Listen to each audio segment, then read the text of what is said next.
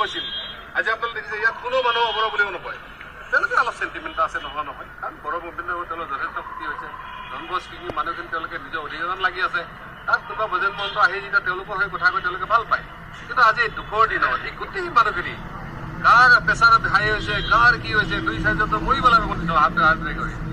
এই সময়ত তেওঁলোকে এনেকুৱা ফাল্টু কথা ক'বই নালাগে মই সেইকাৰণে কৈছোঁ ইয়াৰ পিছত যদি ভোজন মন্ত্ৰ কৰি ক'ৰবাত 2-4 দিন খাই আহে তাৰ কাৰণে কোনো এম পি যোগৰ হ'ব তাৰ কাৰণে নৱহৰণে যোগৰী হ'ব গতিকে সেইকাৰণে কৈছোঁ যে পাৰ্চনেলি নৱহৰণা যাতে এটাক নকৰে ঠিক আছে চাৰ্টিফিকেট মই লোৱা নাই চৰকাৰে দিছিলে আজি বেটী প্ৰমীলা নিবৰ্ম তাই আজি কৈছে নৱহৰণা পোৱা ঠিক আছে তুমি 2009 চনত হৰণে কৈছে ছাত্ৰ সন্থান হৰণে কৈছে সংগঠন সংঘ অসম চৰকাৰ তেওঁলোকে কি সিদ্ধান্ত কৰিলে দাস ডেকা কছাৰী যিবিলাক উপাধি লেখে হৰণীয়া তেওঁলোকক বড়ো কছাৰী চাৰ্টিফিকেট তেওঁলোকে লিখিছে মেমৰেণ্ডাম কপি আছে মই দিব পাৰিম তেওঁলোকক কি লিখিছে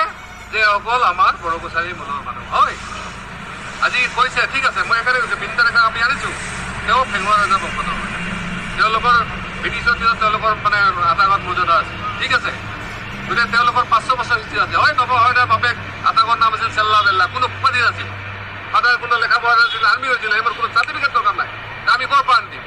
এইটো চৰকাৰে হেন দিব লাগে তেওঁলোকে আমাক জমা দি গ'লে চৰকাৰে নিজক জমা দিব পাৰে মই সেইকাৰণে কৈছোঁ নৱহৰণৰ যিটো খেলা খেলিছে নৱহৰণৰ লগত নহয় অসমবাসীৰ ওপৰত খেলিছে অসমবাসীৰ কাৰণ এই কছাৰী মূলৰ যিখিনি মানুহ অসমীয়া জাতি গঠন প্ৰক্ৰিয়াত ভাগ লৈছিলে সেইসকলে অলপ মানে কি কয় এই বড়ো কছাৰী মূলৰ মানুহবিলাক বেলেগ একো নহয় হয়তো কিবা কাৰণত তেওঁলোকৰ অলপ ভাষাটো অলপ বেছি হৈছে অলপ বেলেগৰ সংস্কৃতি অলপ আদান সেইটো কোনো সন্দেহ নাই কিন্তু অলপ ট্ৰাইবেল হয় গতিকে আপুনি কি কজাৰজীবিলাক ক'ব নেকি যে আপোনালোকে কজাৰজী আপোনালোকে অসমীয়া নহয়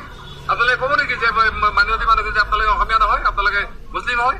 গতিকে এই ধৰণৰ কথাখিনি যোনে খেলিছে যোৱা দিনটো মই আদালতক কোৱা নাই কিন্তু অসম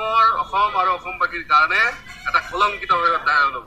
আৰু সেই দিনটোত যিসকলে নায়ক বুলি কৈছে নিজকে অহা দিনত তেওঁলোকে সলনাই মই আজি কথা কৈছোঁ আৰু হিৰাসনৰ লগত চেলেঞ্জ নকৰিব দেখা যাওক কি হয়